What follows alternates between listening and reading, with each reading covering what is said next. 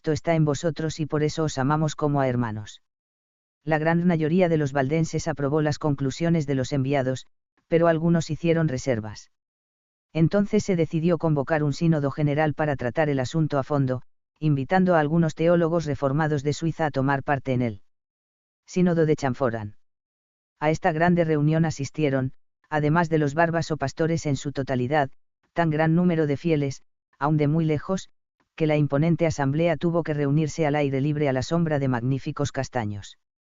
De parte de los reformadores acudieron Farel, Sounir y Pedro Robert, llamado Olivetan, de Noulan, primo del reformador Juan Calvino. Las sesiones se prolongaron por 6 días consecutivos y las conclusiones acordadas pueden resumirse así. 1. Institución por los valdenses de un culto público, en vez de las reuniones secretas realizadas hasta entonces. 2. Condena explícita y absoluta de la simulación por la cual algunos creían poder asistir al culto romano, aunque reprobándolo en su interior, a fin de evitar mayores persecuciones. 3. Adhesión a las ideas de los reformadores sobre los siguientes artículos: la predestinación, las buenas obras, el juramento, la confesión hecha a Dios únicamente, el reposo dominical, el ayuno no obligatorio, el matrimonio libre para todos, los 2 sacramentos. El sínodo de Chanforan tomó además la importante decisión de imprimir una nueva versión francesa de la Biblia. Las traducciones en lengua vulgar, que entonces estaban en uso entre los valdenses, eran insuficientes, ya sea porque siendo manuscritas servían para pocos, ya porque habían tenido por base la Vulgata latina.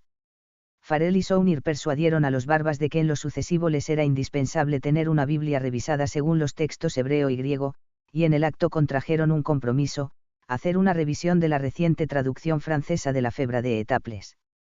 Los valdenses ofrecieron los recursos para la impresión, juntando inmediatamente 1500 escudos de oro. Así, en el histórico sínodo de 1532, fue votada la adhesión de los valdenses a la reforma. Arrecian las persecuciones.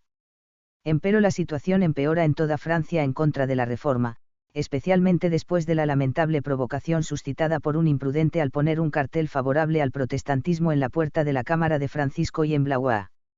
Indignado el rey, procedió contra todos los herejes en general. En vano los reformadores se esforzaron en conjurar la inminente calamidad, particularmente Calvino, en la noble dedicación de su institución cristiana, con la que trató de apaciguar el corazón y obtener la gracia del irritado monarca. El 18 de noviembre de 1540, el Parlamento de Aix publicó un edicto por el que se ordenó fuesen arrasadas las ciudades y las aldeas de los valdenses, abatidos los bosques que pudiesen servirles de refugio, condenados a muerte sus jefes y desterrados a perpetuidad todos, inclusive las mujeres y los niños. La impresión de horror que tal noticia produjo en todas partes, hizo titubear a Francisco, y quien mandó suspender su ejecución. Entretanto, el cardenal Sadoleto tenía frecuentes coloquios con los valdenses y abrigaba la esperanza de atraerlos al regazo de la Iglesia por vía de persuasión, haciéndoles comprender que aún él admitía la necesidad de algunas reformas. Pero los implacables enemigos de los valdenses, consiguieron el 13 de enero de 1545 sorprender al rey, en aquel entonces débil a causa de su enfermedad, y hacerle firmar la ejecución del decreto, de lo que se encargó el barón Juan Menir de Oppede. En una quincena de días fueron masacrados 4000 valdenses, sus mujeres secuestradas y vendidas, 600 prisioneros conducidos a las galeras y 250 a la hoguera. Un grito de indignación se elevó en toda la Europa protestante. Margarita, hermana primogénita de Francisco estalló en llanto. El rey, ya en su lecho de muerte, tuvo remordimiento por lo ordenado y mandó a su hijo Enrique II que ordenase la revisión de los procesos de los valdenses. La persecución en el Piamonte.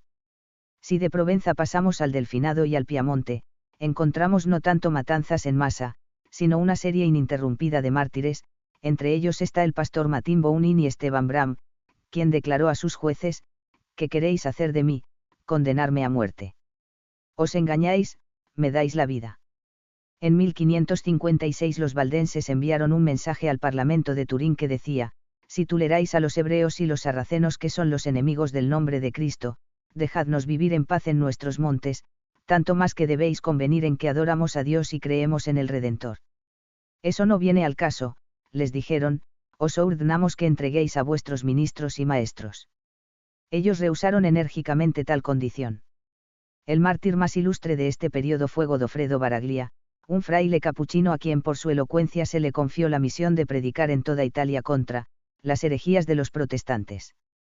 Pero a medida que estudiaba más de cerca estas pretendidas herejías, nacía y se consolidaba en él la convicción de que ellas encerraban, por el contrario, la verdad cristiana. ¿Cuántos honestos buscadores de la verdad han hecho la misma experiencia? Sus predicaciones empezaron a traicionarle y por tal motivo fue sometido a 5 años de vigilancia especial. Más tarde, fue capellán ante el nuncio apostólico de París, hasta que en 1556, sintiendo que no podía resistir más los impulsos de su conciencia, decidió abrazar abiertamente la fe evangélica y se trasladó a Ginebra. Calvino le tuvo en grande estima, tanto que no titubeó en mandarlo en mayo de 1557 a predicar en italiano en el templo de Chabat, recientemente edificado por los fieles de San Juan. Durante 5 meses Baraglia anunció el Evangelio con gran eficacia.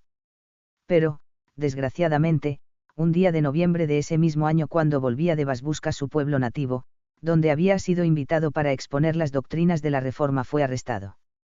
Conducido a Turín, estuvo durante 4 meses en el fondo de un oscuro calabozo desde donde escribió a sus hermanos de los valles 2 preciosas cartas.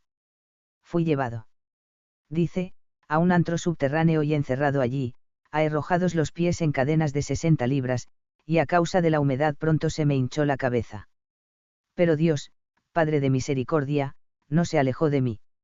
A sus jueces amonestó afirmando que se manchaban inútilmente con su sangre, pues, agregaba, faltará primero leña en los bosques para quemar herejes antes que los ministros de Cristo dejen de predicar el Evangelio. La hoguera preparada en la Plaza Castello había atraído una multitud inmensa. Un testigo escribe, marchó de la cárcel al suplicio con tanta firmeza y serenidad, habló con tanta alegría, que no creo yo que los apóstoles y los mártires marchasen más seguros y con mayor coraje a la cruz y a la muerte. No cesaba de enseñar a los presentes, exhortándoles a leer las Sagradas Escrituras. Ya en la hoguera, expuso, en presencia de 10.000 personas, el motivo de su muerte, justificó su fe y proclamó su esperanza en la vida eterna por Jesucristo. Después de haber hablado durante 1 hora del reino de Dios y de la fe, y orado por todos los presentes sin excluir a sus perseguidores, fue estrangulado y quemado por la causa de Cristo, recibiendo así la corona del martirio. Y mucha gente atraída a la luz por su muerte, se convirtió a la fe cristiana.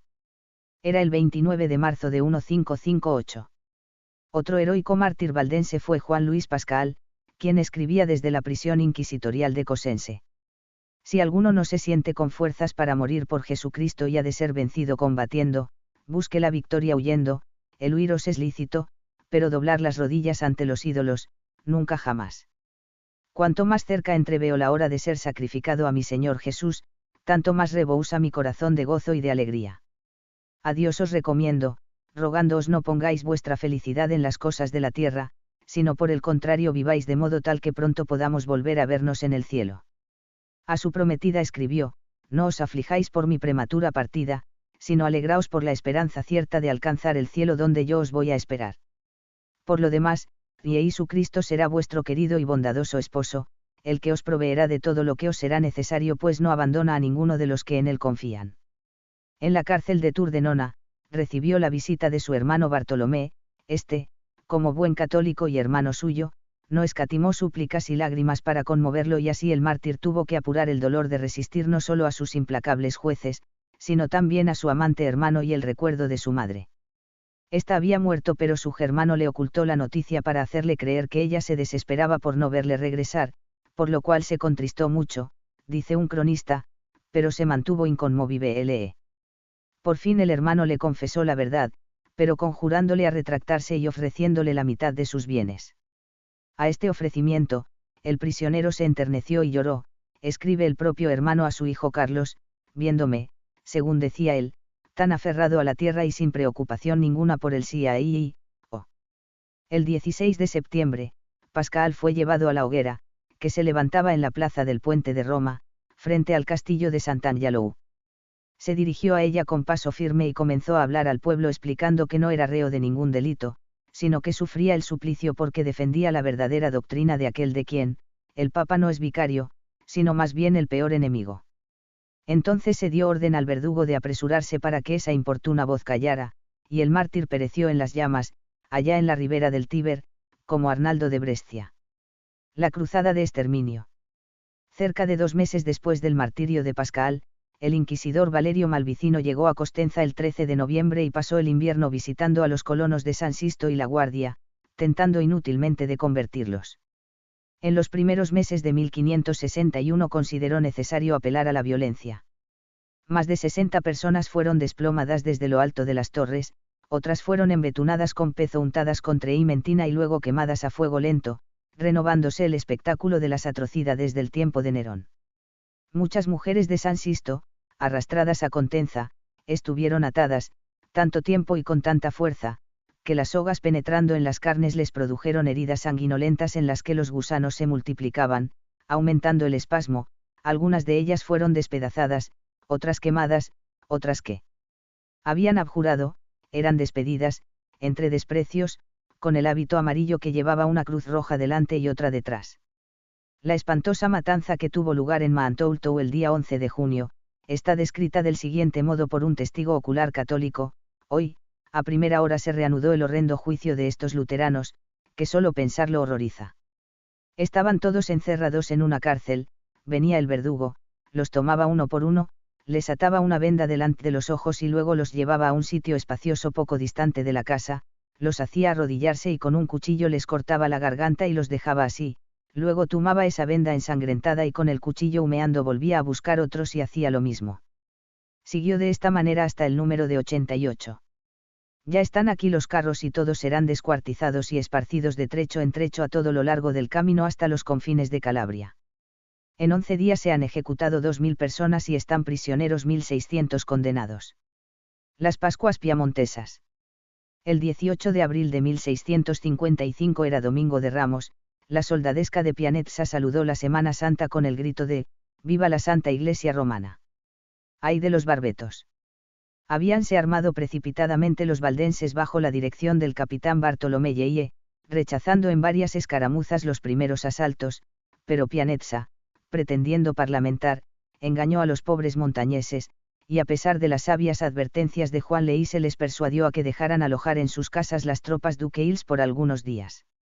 Los soldados se esparcieron por las aldeas, albergándose junto a las familias que temblorosas los recibieron bajo sus techos, pero algo tranquilizadas por las declaraciones del marqués de Pianezza, quien prometía solemnemente que en recompensa de tan evidentes pruebas de confianza y devoción al duque, la vida y propiedad de todos sería escrupulosamente respetada.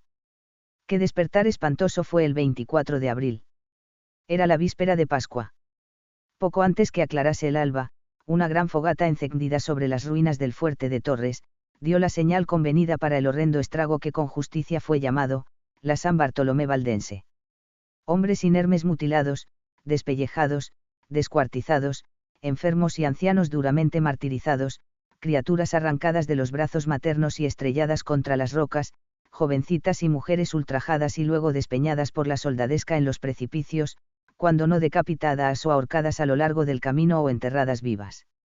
Los niños escapados de la matanza fueron raptados y distribuidos por todo el Piamonte entre las familias que debían educarlos en la religión de aquellos que los habían hecho huérfanos.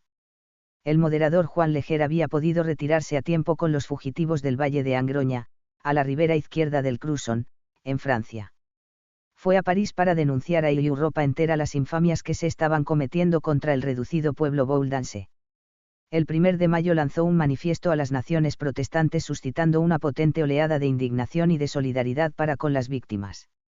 En Inglaterra, Olive Río Cromwell ordenó un ayuno nacional y abrió una suscripción pública en favor de los fugitivos.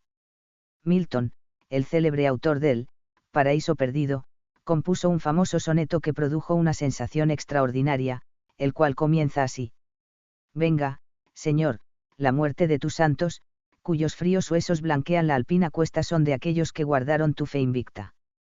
34. La reforma en Inglaterra. El gran factor que emancipó a Inglaterra de la tutela de Roma fue la lectura de las Sagradas Escrituras. El sabio holandés Erasmo publicó en Basilea, el año 1517, el Nuevo Testamento griego junto con una traducción latina. Cuando este libro llegó a Londres, y de ahí pasó a Cambridge y Oxford, empezó para Inglaterra un nuevo capítulo de su historia. Este Nuevo Testamento fue recibido con gran entusiasmo por todos los hombres de buena voluntad. Jamás libro alguno había producido tal sensación. Todos se lo arrebataban de las manos y su lectura iluminaba los corazones. Pero al mismo tiempo que sus páginas derramaban bendición para consuelo de unos, producía terrible alarma en otros. Obispos y frailes comprendieron que se aproximaban para ellos días peligrosos. Este libro, decían, engendrará horribles herejías. Los frailes no atacaban el Nuevo Testamento griego, sino la traducción latina que lo acompañaba, poniendo el grito en el cielo porque Erasmo, en Mateo 4:17, no dice hacer penitencia sino convertirse. El arzobispo Lee, de York, formó una liga de todos aquellos que se oponían a la lectura del Nuevo Testamento. Thomas Bilney, el primer mártir. Era un joven doctor de Cambridge, aventajado estudiante de Derecho Canónico, de alma seria y conciencia delicada. Un día oyó hablar del libro nuevo que era objeto de animados comentarios. Venciendo el temor y los escrúpulos, guiado, dijo él más tarde, por la mano de Dios, se dirigió a donde lo vendían. Temblando, adquirió un ejemplar y fue enseguida a encerrarse en su habitación. Lo abrió y sus ojos cayeron en este versículo: palabra fiel es esta y digna de ser recibida de todos, que Cristo Jesús vino al mundo a salvar a los pecadores, de los cuales yo soy el primero. 1 Tim 1:15. Pablo, exclamó, el primero de los pecadores, y Pablo con todo está seguro de su salvación. Volvió a leer y dijo: oh, sentencia de Pablo, cuán dulce eres a mi alma. Estas palabras del gran apóstol a su discípulo Timoteo quedaron grabadas en su mente y le instruyeron en el camino de la salvación. No sabía lo que le pasaba, se sentía como si un viento refrigerante corriese por su alma o como si un rico tesoro fuese puesto en su mano. Yo también, se dijo, soy como Pablo, más que Pablo el más grande de los pecadores. Pero Cristo salva al pecador. Todas sus dudas se desvanecieron y su alma halló reposo en Cristo. Entonces se obró en él una admirable transformación. Llegó en este tiempo a Cambridge Guillermo Tyndale, y fue ganado a la causa un joven de 18 años llamado Juan Fryth. Estos dos jóvenes, junto con Bilney, se pusieron a trabajar con entusiasmo. Iban progresando en el conocimiento de la verdad, se declararon contra la absolución sacerdotal y enseñaban que la salvación se consigue por medio de la fe en Cristo. Bilney comprendió también que no era la consagración epas copal la que constituía ministro del Evangelio, sino la vocación celestial, y caído de rodillas clamaba a Dios para que viniese en socorro de los que querían dejar el error y seguir la palabra y el Espíritu. En su entusiasmo santo sentía arranques de profeta y decía: un tiempo nuevo ha empezado. La asamblea cristiana será renovada. Alguien se acerca, lo veo, lo siento, es Jesucristo, el Rey, Él es quien llamará a los verdaderos ministros encargados de evangelizar a su pueblo. Conversión del futuro mártir Hugo Latimer. Había en aquellos días en Cambridge un sacerdote que se distinguía por un fervor que culminaba en el fanatismo. Era siempre el primero en las procesiones y se le veía llevar con mucho orgullo la cruz de la universidad. Se llamaba Hugo Latimer, tenía unos 30 años de edad y a su celo infatigable unía un humor mordiente que lo usaba para poner en ridículo a sus adversarios. Como un nuevo Saulo perseguía a los amigos de la palabra de Dios y en algunos discursos tuvo tanto éxito que muchos creyeron que Javi con acento ha aparecido el hombre capaz de medirse con Lutero y dar a la Iglesia de Roma un triunfo deslumbrante. Bilney concibió el plan de ganarlo al Evangelio para que sus dones fuesen puestos al servicio de mejor causa, y para dar comienzo a su difícil tarea se valió de un procedimiento un tanto extraño. Se dirigió a donde Latimer se encontraba y le pidió que escuchase su confesión. ¿Qué ocurría? El campeón de la herejía pide confesarse ante el campeón del papismo. Latimer creyó que sus discursos habían conseguido convencerle y que una vez sometido Bilney, harían igual cosa todos sus compañeros. El presunto penitente se arrodilla delante del satisfecho confesor, pero hace una confesión muy diferente de la que están acostumbrados a oír los sacerdotes, le refiere cuán grandes fueron las angustias de su alma y cuán inútiles las obras, ceremonias y sacramentos para librarlo de ellas. Y enseguida, con voz emocionante y sinceridad contagiosa, le habla de cómo encontró la paz cuando dejando todo eso confió en el Cordero de Dios que quita el pecado del mundo. Habla a Latimer del espíritu de adopción que ha recibido y de la dicha que experimenta al poder llamar a Dios su Padre. El confesor quedó estupefacto al oír tal testimonio en lugar de una rutinaria confesión. Su corazón se abrió y la palabra llena de unción del piadoso Vilney penetró hasta lo más íntimo de su ser. Esa palabra simple pero llena de vida lo traspasó como una espada de dos filos. El Espíritu de Dios obró en Latamar, la luz de la verdad lo alumbró en aquella hora por ese medio inesperado. Su conversión fue instantánea, como la de Saulo en el camino a Damasco. Latamar quiso aún levantar alguna objeción, pero pocas respuestas llenas de amor bastaron para que toda duda se disipase. Aprendí más por medio de esta confesión, dijo más tarde, que antes por medio de muchas lecturas y en muchos años. Me deleito ahora en la palabra de Dios, y dejo a los doctores de escuelas humanas con todas sus extravagancias. Una conversión tan notable como la de Latamar, imprimió un nuevo impulso al movimiento evangélico. Desde entonces la juventud universitaria acudía en masa a escuchar a Vilney. Él y otro fraile convertido llamado Arthur, visitaban los conventos y al mismo tiempo que buscaban ganar a los religiosos, predicaban al pueblo, encontrando muchas veces formidable oposición. Más de una vez fueron sacados del púlpito por los frailes enfurecidos y estos no descansaron hasta conseguir que Vilney fuese arrestado y conducido a Londres para ser juzgado. Arthur se encargó entonces de llevar adelante la obra, aunque no por mucho tiempo, porque fue sometido a la misma prueba que su compañero.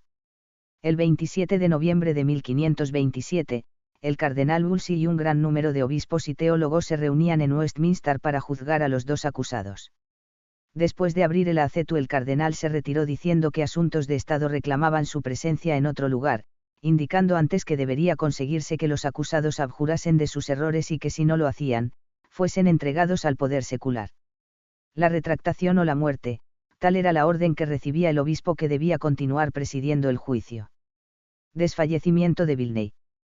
Vilney tenía esperanza de salir bien de esta prueba porque sabía que el obispo era amigo y admirador de Erasmo. Consiguiendo papel y tinta se puso a escribir en la PRIción cartas admirables, que han sido conservadas, en las que expone que es la lectura del Nuevo Testamento la que había engendrado en él la doctrina que predicaba. Bien sabía el obispo que los acusados estaban mucho más cerca de la verdad cristiana que los frailes acusadores y deseaba librarlos de la muerte, pero quería hacerlo sin comprometerse ni correr riesgo. Todas las tentativas para arrancar a Vilney una retractación encontraron respuesta negativa, pero presionado por el ruego de sus amigos que no lo abandonaban y con la idea de que viviendo podría servir mejor a su maestro, terminó por someterse, cosa que también había hecho Arthur. Los amigos de Roma triunfaban y una ola de dolor y tristeza invadía las filas evangélicas.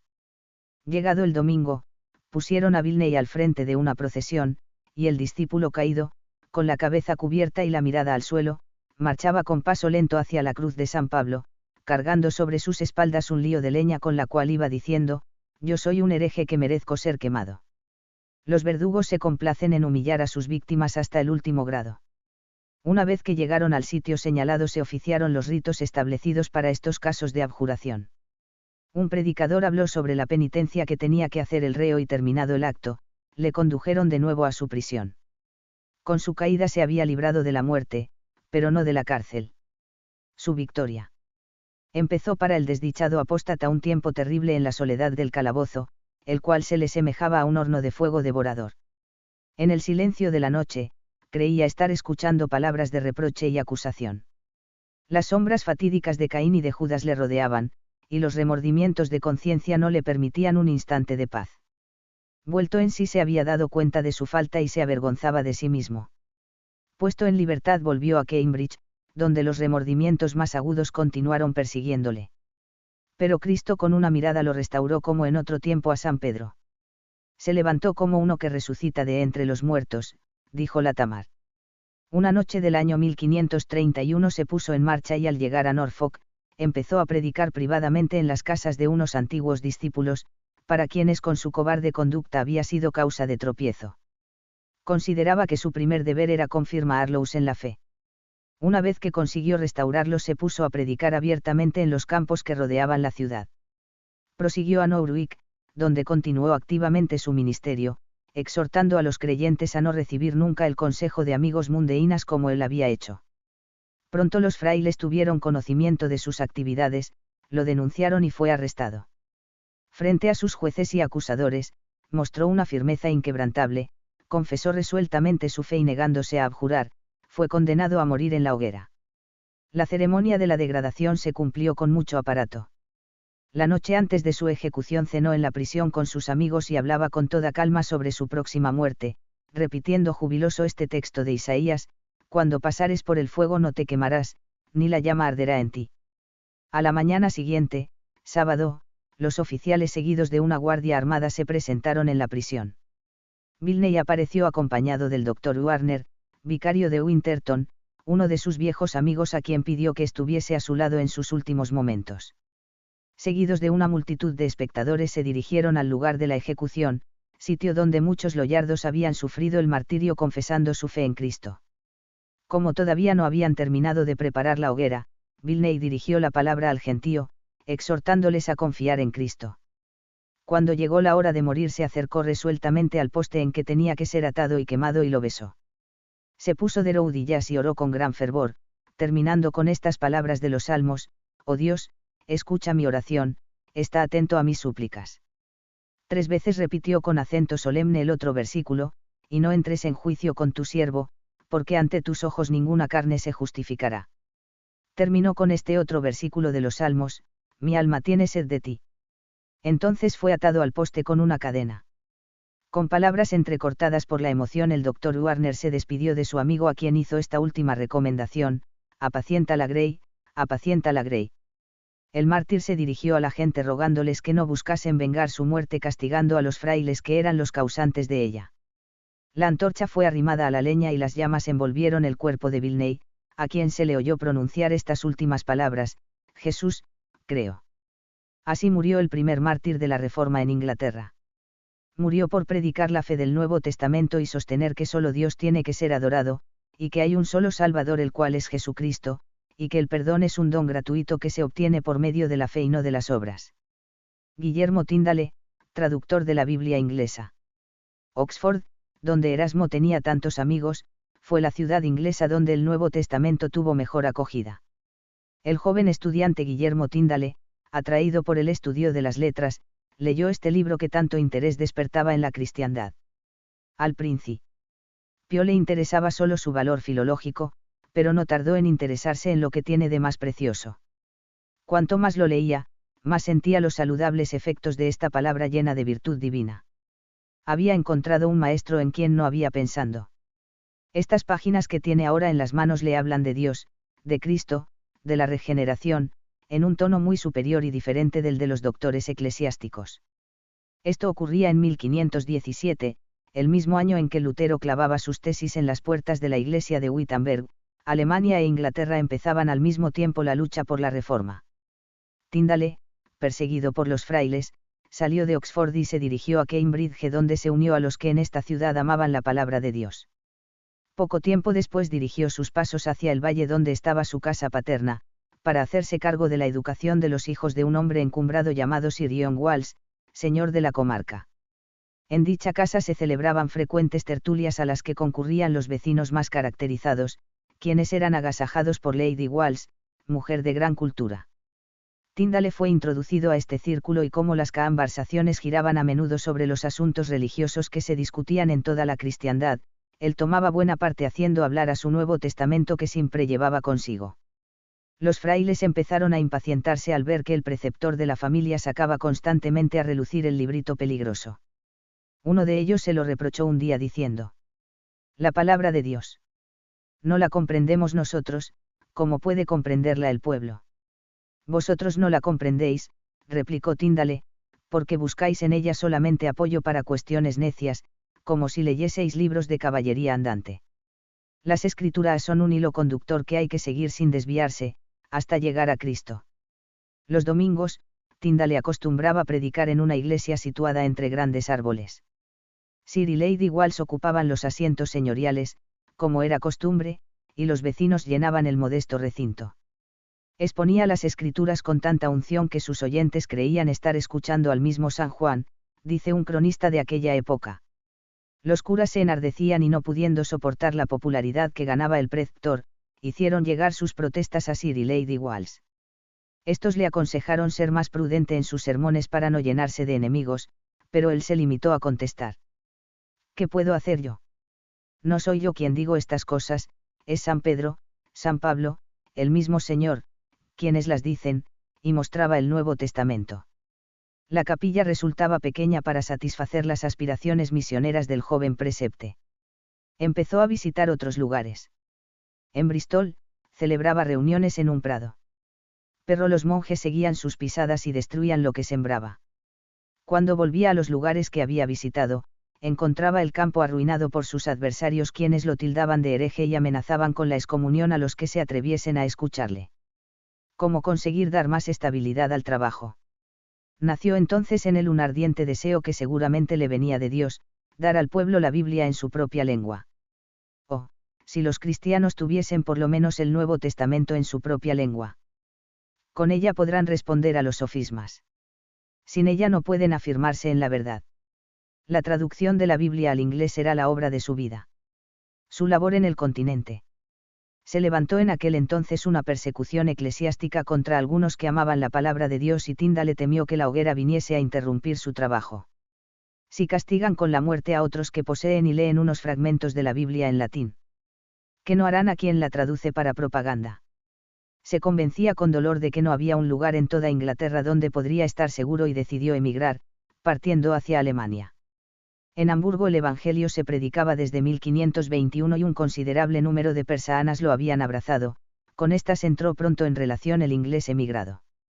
En una de las tortuosas calles de la ciudad, estableció su modesta morada, y ayudado por Guillermo Roy, se puso a trabajar en la traducción, viviendo frugalmente con los pocos recursos que había traído de su patria. En 1524 envió a Inglaterra los 2 primeros evangelios y, habiendo recibido algunos fondos, se fue a Wittenberg, para poder seguir más tranquilamente su tarea y tal vez para entrar en contacto con Lutero y los helenistas alemanes, es decir, los profesores que conocían griego y podían ayudarle. Poco tiempo después, para estar más cerca de Inglaterra, se estableció en Colonia, donde había buenas imprentas que tal vez se atreviesen a imprimir las escrituras. Sabiendo que estaba rodeado de enemigos, tomó muchas precauciones para mantenerse escondido. Pudo entenderse con el impresor, y pliego tras pliego iba saliendo de la imprenta para hacer una reducida tirada de 3000 ejemplares. Seguía con los ojos la marcha del trabajo y lleno de optimismo se decía, quiera o no quiera el rey, pronto todos estos ingleses alumbrados por el Nuevo Testamento obedecerán a Jesucristo. Traición y salvamento. El cielo tan brillante repentinamente se llenó de espesos y negros nubarrones. Un día el impresor corre a verle y le dice que las autoridades acababan de ordenarle suspender la impresión. Había sido descubierto. Seguramente el rey Enrique VIII, que ha hecho quemar los libros de Lutero, quiere también quemar el Nuevo Testamento y a su traductor. ¿Qué ocurría? Cochlea, el gran enemigo de la Reforma, habiendo entrado en relación con los impresores con motivo de una obra que deseaba publicar, oyó una conversación que despertó sus sospechas. ¿Qué? Se dijo. Inglaterra, esta fiel sierva del papado, este pueblo, el más religioso de la cristiandad, cuyo rey se ha hecho ilustre por su libro contra Lutero, será invadida por la herejía. Cochlea prosigue sus diligentes pesquisas, hace frecuentes visitas a los impresores, les habla amigablemente, los adula, los invita a su casa, y poco a poco les ganó la confianza. Él mismo no se avergüenza de referir que les daba a beber en abundancia los Paandarabals vinos del Rin, y de este modo les arrancó el tan deseado secreto. El Nuevo Testamento, le dicen sus alegres visitantes, está traducido al inglés, y 3000 ejemplares están en prensa, 80 páginas en cuarto ya están listas, algunos en Negociantes ingleses pagan los gastos, cuando la obra esté terminada será llevada a Inglaterra sin que ni el rey ni el cardenal puedan saberlo ni impedirlo. La denuncia es hecha y se prohíbe la impresión. Tyndale se consterna al saberlo. Se perderá el trabajo de tantos años. Oh, lobos devoradores, exclama, predican que no hay que robar y ellos roban al hombre el pan de vida eterna. Pero Tyndale era un hombre que poseía esa fe que traspasa las montañas y no tardó en sentirse reanimado.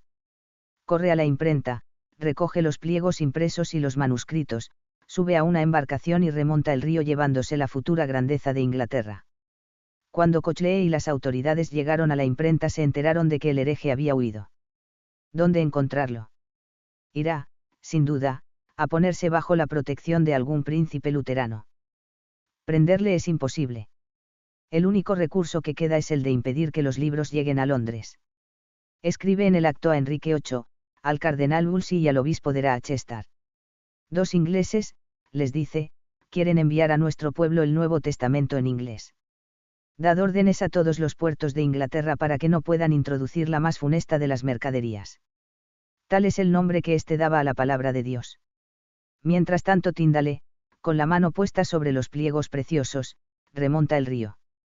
Pasa frente a las antiguas y sonrientes aldeas que pueblan las márgenes del Rin. Las montañas, las rocas, los bosques sombríos, las ruinas, las iglesias góticas, las embarcaciones, las aves, las flores, no podían hacer que apartase su mirada del tesoro que llevaba consigo.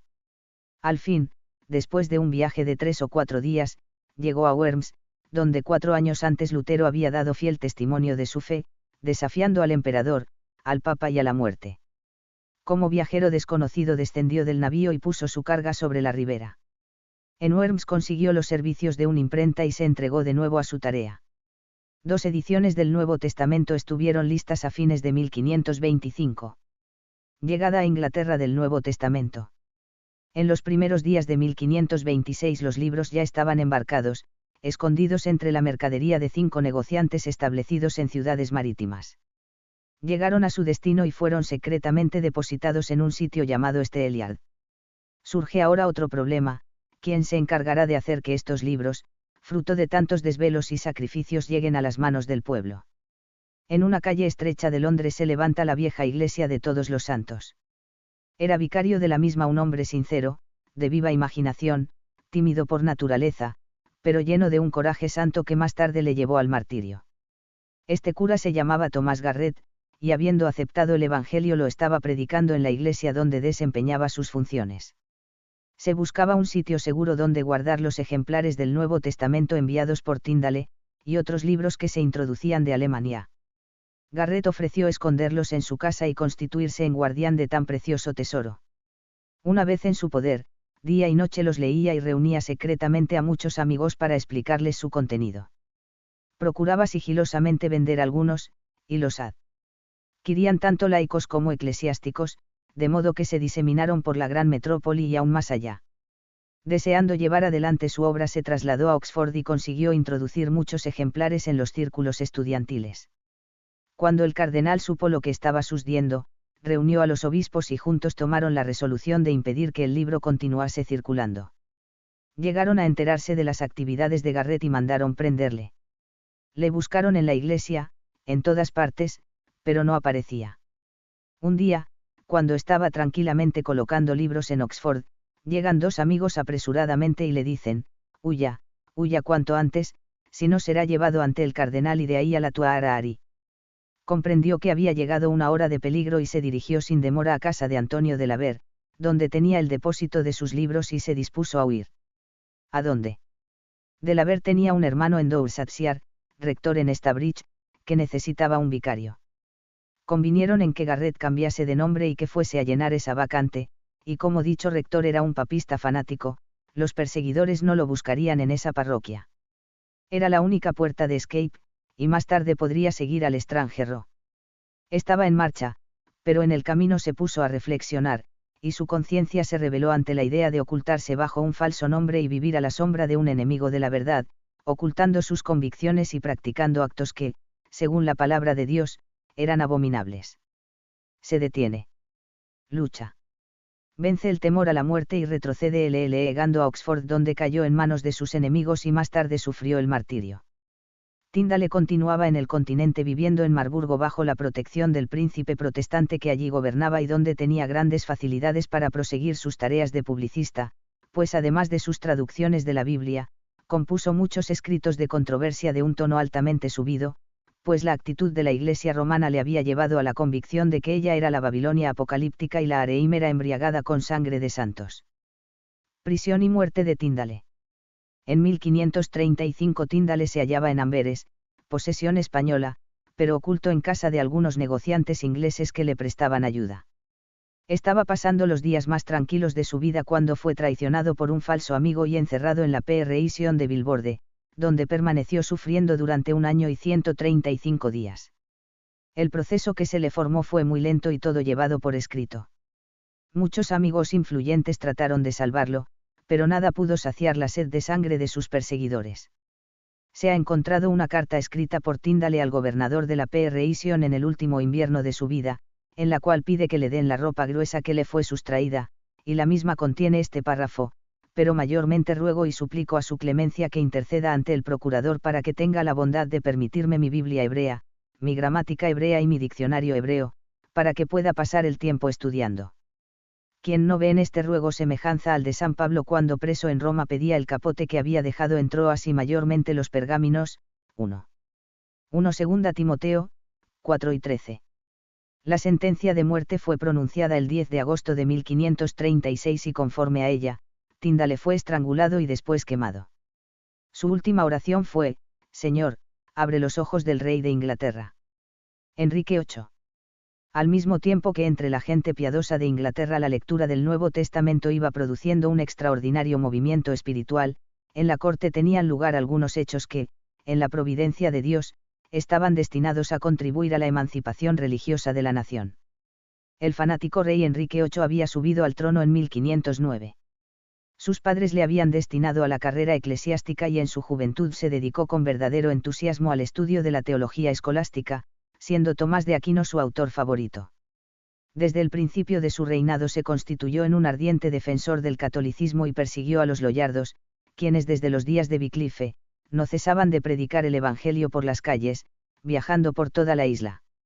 Alarmado por la buena acogida que tenían en su reino los libros de Lutero y escandalizado por los ataques que éste dirigía al pontífice romano, Enrique VIII salió al encuentro del reformador alemán diciendo: yo combatiré a este cerbero, monstruo mitológico, salido de las profundidades del infierno, y si rehúsa retractarse, el fuego consumirá sus herejías y al mismo hereje. Tomó la pluma y armado de la Summa Teológica, escribió un libro titulado Defensa de los 7 Sacramentos contra Martín Lutero. El embajador de Inglaterra en Roma presentó al Papa un ejemplar magníficamente encuadernado y este quedó tan encantado de su contenido que lo llamó un diamante del cielo. Preguntó a sus consejeros cómo podía premiar la meritoria contribución religiosa del virtuoso rey. ¿Qué título se le podía otorgar que estuviese a la altura de su piedad y celo religioso? Hubo varios pareceres, pero prevaleció la idea de concederle el título de defensor de la fe, que llevan hasta hoy los soberanos ingleses. Desde entonces redobló su celo de perseguidor de protestantes y las cárceles se llenaron de las víctimas que no conseguían huir al continente. Divorcio real. Enrique VIII se había casado con Catalina de Aragón, viuda de su hermano Arturo, la cual era sobrina de Carlos V. Este matrimonio era contrario a las leyes canónicas, pero se salvó este obstáculo consiguiendo una dispensa del Papa Julio II. Después de 18 años de matrimonio, descontento por no tener un heredero varón, y locamente enamorado de Ana Bolena, una hermosa dama de la corte, el rey manifestó tener escrúpulos de conciencia para continuar unido en un matrimonio que muchos eclesiásticos le decían que no era legítimo. Pidió entonces al Papa Clemente VII que lo anulase, pero éste, no queriendo contrariar a Carlos V, puso muchas dilaciones. El rey, por su parte, alegaba en su favor que no había cosa más común en la historia de las naciones que la anulación de matrimonios reales por parte del Vaticano. Recordaba el de Ladislao y la princesa Beatriz de Nápoles, acordado por Alejandro V y también el de Luis XII que se separó de Juana de Francia. En esta circunstancia aparece un hombre que estaba destinado a jugar un papel muy importante en la historia de Inglaterra, Cranmer. Era este un eclesiástico, doctor de Cambridge, que simpatizaba con las ideas de la Reforma. Aconsejó al rey que se dejase del Papa y consultase a las universidades. El rey aceptó el consejo y despachó misiones a todas partes y las universidades inglesas, francesas, alemanas e italianas se declararon por la nulidad del matrimonio del rey. Mientras se efectuaban estas consultas, Cranmer, que había ganado el favor real, fue nombrado arzobispo de Canterbury, primado de Inglaterra. Así Enrique VIII, desentendiéndose del Papa, logró la anulación de su matrimonio y se casó con Ana Bolena. Este divorcio real tuvo un largo alcance, pues terminó con el divorcio de Inglaterra con el papado, circunstancia que aprovecharon los partidarios de la Reforma para introducir las doctrinas evangélicas proclamas por Lutero. El Parlamento promulgó varios edictos aboliendo los diezmos que se pagaban al Papa, prohibiendo toda apelación a Roma, y finalmente declarando al rey cabeza suprema de la Iglesia de Inglaterra, la que tomaba el nombre de Ecclesia Anglicana. El rey reunió al alto clero en una especie de sínodo donde pronto chocaron las tendencias protestantes con las católicas. El rey, a pesar de romper con el papa, permanecía católico en sus creencias. Pero el partido protestante consiguió que la Biblia fuese publicada con autorización real y que se colocase un ejemplar en cada iglesia. El papa excomulgó a Enrique y puso al reino en entredicho. El rey, para demostrar que continuaba permaneciendo católico, hizo promulgar 6 artículos antiprotestantes que recibieron la denominación de el azote de las 6 cuerdas. En el decreto se amenaza vea con la horca y con la hoguera a quienes se atreviesen a desconocer o a contradecir lo siguiente. 1. La realidad de la transubstanciación, tal como la entienden los más acérrimos católicos. 2. La privación del cáliz a los laicos. 3. La obligación del celibato clerical. 4. La conveniencia y perpetuidad de los votos monásticos. 5 grados la misa católica, obligatoria. 6. La confesión auricular, obligatoria en la Iglesia del Estado. Nadie podía ni puede negar que Enrique permanecía católico, aunque enemistado con el Papa, y es en su fe católica y no como protestante que cometió los horrendos crímenes de su cruel reinado. Recrudeció la persecución contra la fe evangélica y entre las muchas víctimas se encuentra un maestro llamado Lambert, quemado a fuego lento por haber negado la presencia real en la Eucaristía. Más de 500 fueron encarcelados. Enrique VIII tuvo nada menos que 6 esposas. Se cansó pronto de Ana Bolena y acusándola de infidelidad la hizo decapitar. Al día siguiente de esta tragedia se casó con Juana Seymour, la cual murió. Se casó entonces con Ana de Clevis, pero se disgustó con ella porque amaba la música y hablaba solo el alemán. Obtuvo el divorcio y se casó con Catalina Howard. Alegando que había descubierto en ella faltas cometidas antes del matrimonio, la hizo condenar a muerte y se casó, por 6ª vez, con Catalina Parr. Testamento católico de Enrique VIII. El reinado de este veleidoso rey fue un reinado de sangre. Hubo ejecuciones a miles, pues hacía dar muerte a los católicos que se resistían a negar la autoridad del Papa, y asimismo a los protestantes que se oponían a la misa. Nunca abandonó las creencias católicas como lo demuestran estos párrafos de su testamento. En nombre de Dios y de la gloriosa y bienaventurada Virgen, Nuestra Señora Santa María y de toda la Santa Compañía Celestial, nos Enrique por la gracia de Dios, etc., muy humilde y sinceramente, encomendamos y legamos nuestra alma al Todopoderoso Dios. También rogamos con toda instancia a la bienaventurada Virgen María, su Madre, con toda la Santa Compañía Celestial, que oren por nosotros mientras vivamos en este mundo y al tiempo de salir de él para que podamos alcanzar la vida eterna lo más pronto posible. También encargamos a nuestros albaceas que hagan limosna a la gente pobre para que oren por la remisión de nuestros pecados. Y queremos que tosdins y canónigos de nuestra capilla de San Jorge, dentro de nuestro palacio de Windsor, reciban propiedades que den 600 libras esterlinas de rédito al año, para ellos y sus sucesores, para celebrar misa en dicho altar. No se puede pedir un testamento más católico ni menos protestante. Lejos de ser Enrique VIII, como dicen los católicos deseosos de desacreditar la Reforma, el fundador del protestantismo en Inglaterra fue un católico, de carácter absolutista y voluntarioso, que persiguió a los protestantes todos los días de su reinado, hasta la muerte. Se hizo cismático, pero continuó siendo fanáticamente católico. Eduardo V. Muerto Enrique VIII, heredó el trono Eduardo V, pero como tenía tan solo 10 años de edad, fue nombrado un consejo de regencia, presidido por el duque de Somerset, tío del rey.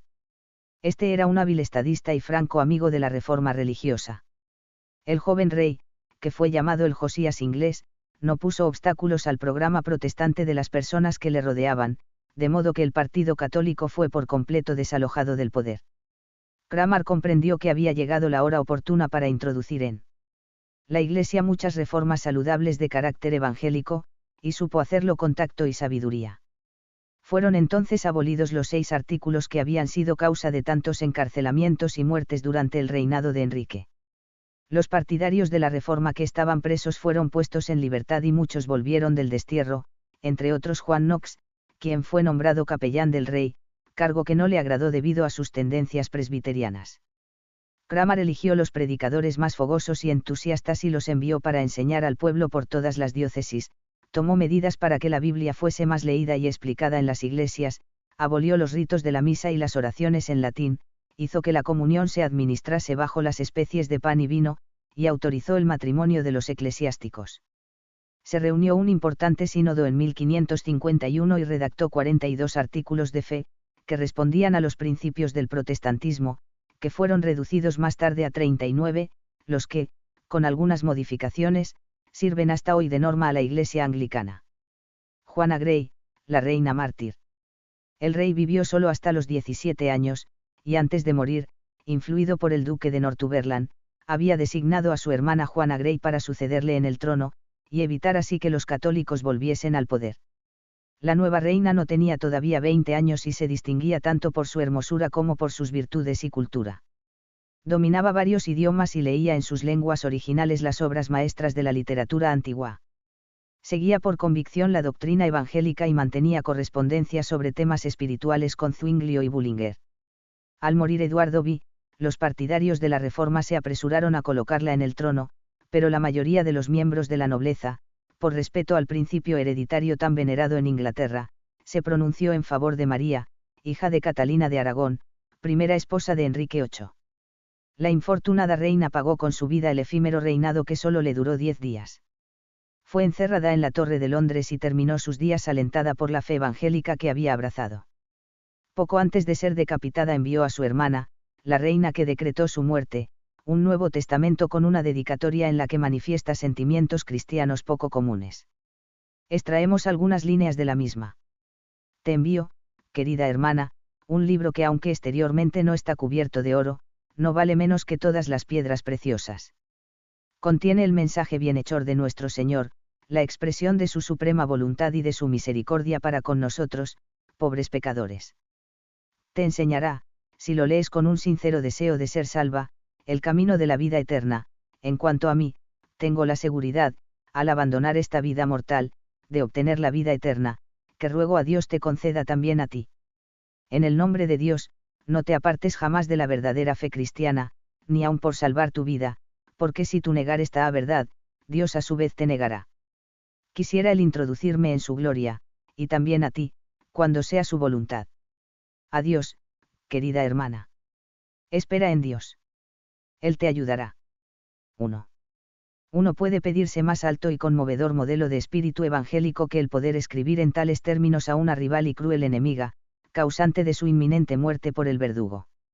Cuánto conviene a los que seguimos las pisadas de los mártires, ufanándonos de profesar sus mismas doctrinas, imitar tales ejemplos de amor y perdón en nuestras insignificantes querellas. Por duro que sea a veces, debemos rico uno use y recordar que tal espíritu y actitud forma realmente parte de la doctrina evangélica tanto como la doctrina de la justificación por la fe, y que, no todo el que dice Señor, Señor, entrará en el reino de los cielos, dice Jesús, sino el que hiciere la voluntad de mi Padre que está en los cielos, Ebds Mateo 7 y 21. Reinado sangriento de María Tudor. La princesa María fue proclamada reina el 17 de julio de 1553. Tenía entonces 37 años de edad. Había sido educada en el más pronunciado fanatismo católico romano. No bien se sentó en el trono, despachó un mensajero a Roma manifestando al Papa que se ponía incondicionalmente a sus pies. A los nobles que le ofrecieron la corona y trabajaron para que la obtuviera, les había manifestado hipócritamente que ninguno sería molestado por sus convicciones religiosas, y que lo único que pedía era que las suyas fuesen respetadas. Pero una vez en el poder se sacó la careta, cambió prontamente de tono, y dio a entender que tenía la inquebrantable resolución de suprimir el protestantismo de su reino. Su primer cuidado fue el de rodearse de colaboradores que apoyasen sus planes y los encontró en Gardner y Barnard. Al primero hizo nombrar obispo de Winchester y Lord Canciller del reino, y al segundo obispo de Londres, en reemplazo de Ridley, el futuro mártir. Pidió, además, al Papa que el cardenal Paul, que se encontraba en Italia, fuese enviado en calidad de legado pontificio. Todos los oficiales del gobierno que anteriormente habían mostrado alguna simpatía por la reforma fueron sustituidos por papistas reconocidos. El arzobispo Cranmer fue no solo destituido sino enviado a la torre bajo la acusación de herejía y alta traición, por haber tenido parte en la elevación al trono de Juana Grey. Fueron igualmente encarcelados, Ridley, obispo de Londres, Rayers, por haber predicado un sermón protestante en la catedral de San Pablo, Latamar, que era el predicador más elocuente de Inglaterra, Hopper, de Gloucester, hombre activísimo que predicaba 3 o 4 veces por día, Coverdale, Bradford, Saunders, y otros. Bajo el sangriento reinado de María las sentencias de muerte se pronunciaban con suma facilidad. Se interrogaba a los acusados sobre la transustanciación y el papado, y todo aquel que negaba que la hostia era realmente el cuerpo de Cristo y el Papa verdadero jefe de la Iglesia, era conducido a la hoguera sin ningún miramiento. Mencionemos algunos mártires que figuran en la numerosa legión. Juan Raayars. El 4 de febrero de 1555, Juan Raayars fue súbitamente despertado del sueño en la lúgubre prisión donde se encontraba encerrado, esperando que se cumpliese la sentencia que pocas semanas antes había sido pronunciada en su contra. Se le notificó que había llegado la hora de morir. Cuando llegó a Smithfield, donde se había levantado la hoguera, vio entre el gentío a su esposa que lo esperaba con un niño en los brazos y 10 a su alrededor. Solo pudo despedirse de ella con una mirada. Sus perseguidores habían creído que ante el triste cuadro que le ofrecían su pobre esposa e hijos, no vacilaría en apostatar de su fe, pero se equivocaron. Confiando en, el padre de huérfanos y defensor de viudas, se dirigió resueltamente al poste. La leña ya estaba preparada y todo listo para la ejecución, cuando le ofrecieron el perdón si se retractaba. Lo que he predicado, respondió Raayars heroicamente, lo sellaré con mi sangre. Eres un hereje, le contestaron. Eso lo sabremos en el último día, respondió. Se arrimó la antorcha, el fuego se encendió y pronto las llamas le rodearon. Levantó las manos al cielo y así las mantuvo hasta que exhaló su último suspiro. Juan Hooper. Era obispo de Glasgow y había estado junto con Raayars en el juicio. Pensaba que le tocaría morir a su lado, pero los jueces católicos, con la idea de amedrentar a sus admiradores, resolvieron hacerlo ejecutar en la ciudad donde había actuado. Cuando lo supo saltó de alegría, porque estaba dispuesto a morir por Cristo en cualquier parte, pero especialmente en presencia de aquellos a quienes había predicado el Evangelio. Así coronaría su ministerio con una acción que confirmaría todos sus sermones. Acompañado por 6 soldados de la guardia fue conducido a Glasgow donde le esperaba una multitud de personas que derramaban lágrimas. Le concedieron un día de gracia que lo pasó en oración y ayuno, y despidiéndose de los amigos que acudían a verle. Se acostó temprano y durmió algunas horas profundamente, después de las cuales se levantó para ir al encuentro de la muerte. A las 8 de la mañana, el 9 de febrero de 1555, fue conducido al sitio donde tenía que ser quemado, el cual estaba cerca de la catedral donde tantas veces había predicado a la misma gente que ahora se agolpaba para verle morir. Frente a la pira, se arrodilló y los que estaban cerca pudieron oír esta oración: Señor, tú eres un Dios misericordioso y clemente redentor. Ten misericordia de mí, miserable e indigno pecador, según la multitud de tus miseraciones y la grandeza de tu compasión. Tú subiste al cielo, recíbeme para ser participante de tu gozo, donde te sientas en igual gloria que el Padre. Rehusó el perdón que le fue ofrecido si volvía al seno de la Iglesia romana, y entonces fue sujetado con una cadena al poste, y en medio de los sollozos y lamentos del gentío, se encendió la hoguera. La leña estaba verde y el fuego era muy lento, y entonces se le oyó exclamar: por amor de Dios, poned más fuego. Se trajeron algunos haces de leña seca y aunque el fuego se avivó el martirio seguía siendo lento. Se le oyó entonces decir: Jesús, hijo de David, ten misericordia de mí, y recibe mi alma. Se agregó entonces una tercera porción de leña a la hoguera, pero habían pasado 3/4 de hora antes que el fuego tomase fuerza. Por fin las llamas le rodearon y Hooper, inclinando la cabeza, entregó su vida diciendo: Señor Jesús, recibe mi espíritu. Con no menor heroísmo murieron Lorenzo Saunder, en Coventry, Rolando Taylor, en Suffolk, y Bradford, en Smithfield. Los 3 mártires de Oxford. Las 3 víctimas más ilustres que padecieron bajo la persecución de la Reina María, fueron, Latimer, Ridley y Cranmer. Los 3 habían discutido con una comisión de los nuevos señores de Inglaterra en septiembre de 1554 y cómo permanecieron inconmovibles en las creencias de la fe protestante relativas a la transubstanciación y al papado, fueron declarados herejes obstinados y condenados a morir en la hoguera. Permanecieron más de un año en la cárcel, y en octubre de 1555 se dio orden de que Latimer y Ridley sufrieran la pena a que estaban sentenciados. La noche antes de su muerte Ridley cenó tranquilamente con la familia del alcalde de la prisión sin dar señales de abatimiento por el próximo fin que le esperaba. Mostraba hasta cierta jovialidad invitando a los que le rodeaban a asistir a sus bodas. Mañana, decía, mi almuerzo será duro, pero estoy cierto que será dulce. Cuando terminaron de cenar, su hermano quiso pasar la noche a su lado. No, no, respondió, iré a Taakama y, Dios mediante, dormiré tan tranquilamente esta noche como en toda mi vida. Al día